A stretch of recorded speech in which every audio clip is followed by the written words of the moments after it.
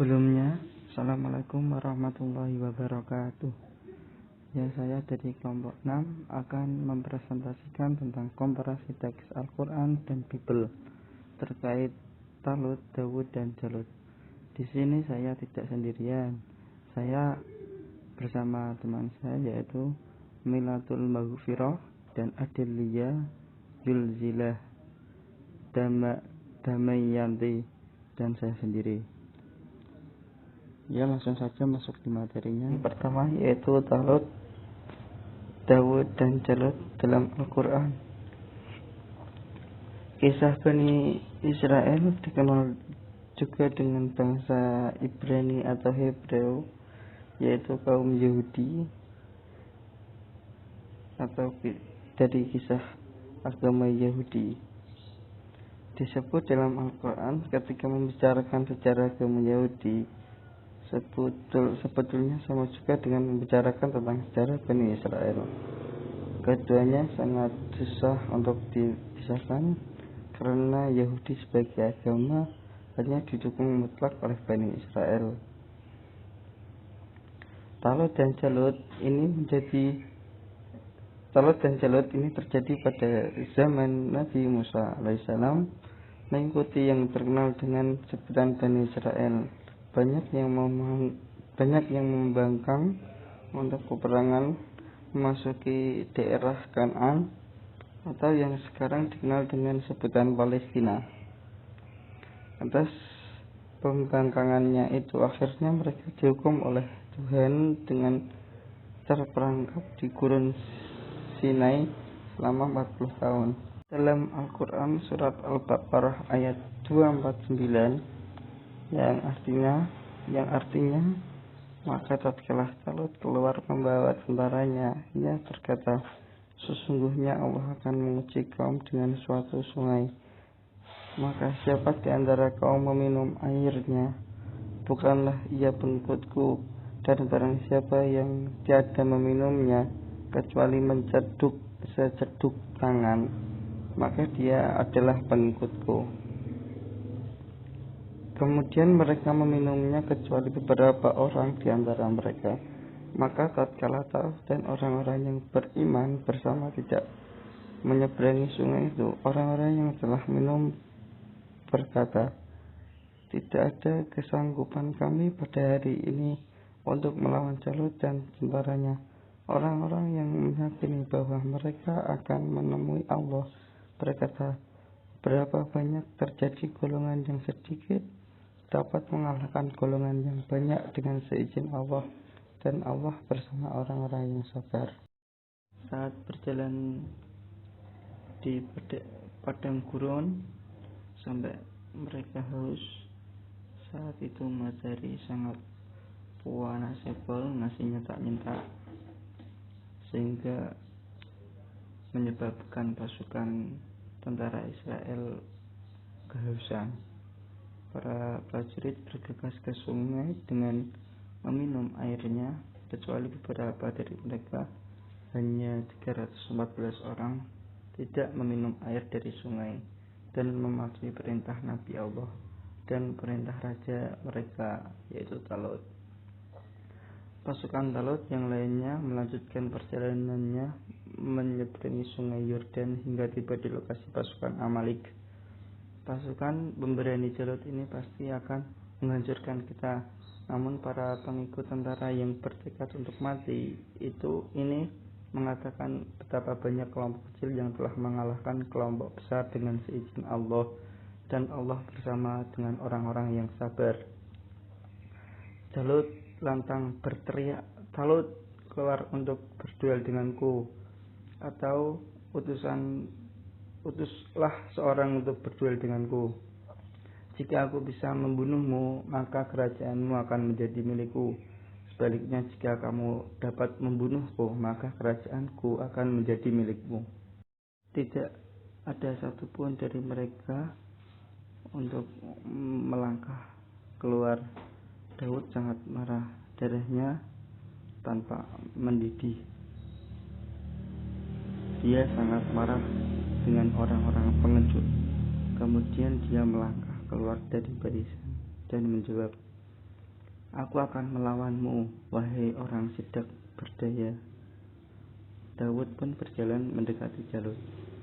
Ketika Jalut melihat seperti anak kecil, dia memandangnya dengan sombong. Kemudian Jalut berkata, "Kembalilah nak, aku tidak terbiasa membunuh anak-anak." Daud menjawab dengan marah dengan berkata, "Aku akan membunuhmu. Kamu orang kafir yang sombong." Ada keheningan di medan perang. Tiba-tiba Daud mengambil sebuah kerikil dari sakunya, memasukkan ke dalam ketapel, lalu mengarahkan ke mata Jalut, sehingga mengenai sasaran dengan tepat hingga Jalut terjatuh. Daud dengan cepat berlari ke arahnya, duduk di dadanya, hangus pedangnya, dan memotong lehernya. Orang-orang Amalek seketika merasa ketakutan, sementara Bani Israel membaca tahlil. Mereka kemudian menyerang suku Amalek hingga melarikan diri dari mereka. Mereka pun berhasil meraih kemenangan. Ya, pembahasan yang kedua yaitu Talut, Daud, dan Jalut dalam Hebrew Bible, yang dimana Palestina di bawah pimpinan Yusya bin Nun dari Bani Israel memasuki masa kesusahan, di mana terbatasan wilayah tiap suku-suku Bani Israel dan tidak ada pemerintahan pusat pada masa itu.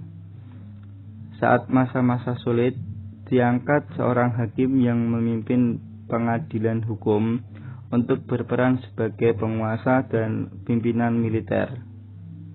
Masa kesusahan ini berlangsung sampai Talut diangkat menjadi seorang raja.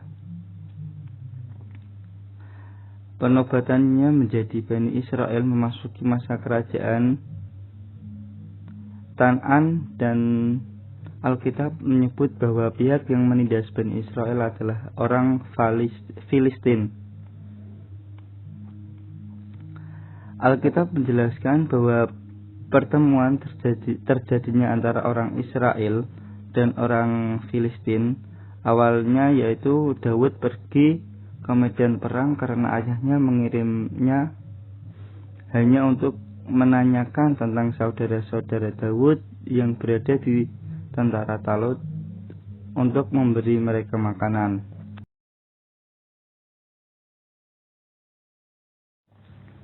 Talut mengumumkan bahwa siapapun yang berani menghadapi Jalut dan berhasil membunuhnya akan menerima hadiah besar, menikahi sang putri, dan keluarga bebas pajak. Tetapi tidak ada yang berani menghadapinya. Daud kemudian mengajukan diri untuk bertarung. Daud melontarkan batu dengan ketapel dan mengenai dahi Jalut hingga tengkoraknya pecah. Setelah dia tumbang, Daud mendekatinya dan memenggal Jalut dengan menggunakan pedangnya itu sendiri. Kemudian Alkitab menyebutkan bahwa setelah Talut meninggoy, Daud dilantik menjadi raja pada saat Hebron, jauh sebelum Samuel telah menobatkan Daud sebagai raja. Bahkan sebelum Daud membunuh Jalut.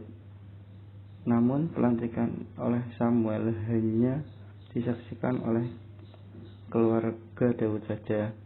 Pelantikan Daud oleh Samuel disebabkan karena Talut telah melanggar beberapa perintah Allah, sehingga Allah tidak lagi mengakui sebagai raja secara keagamaan.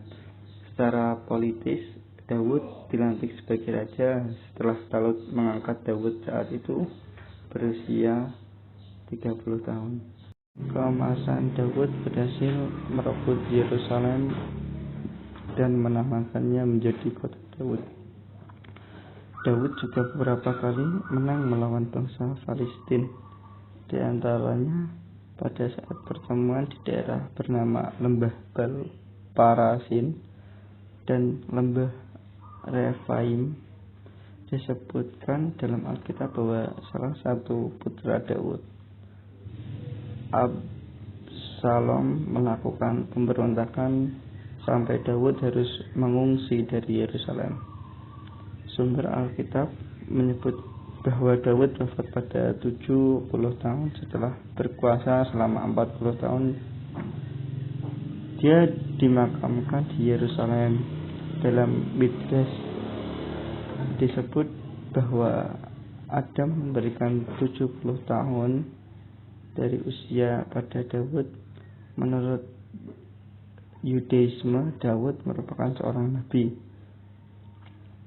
dan salah satu tokoh terpenting dalam Yahudi. Daud dipandang sebagai raja teladan yang ideal, prajuritnya tangguh, penyembah Yahweh yang taat, ekspansionis, dan administrator yang cukup. Sekian dari pemaparan saya. Bila ada kesalahan atau kelebihan atau kekurangan kata, mohon maaf sebesar-besarnya.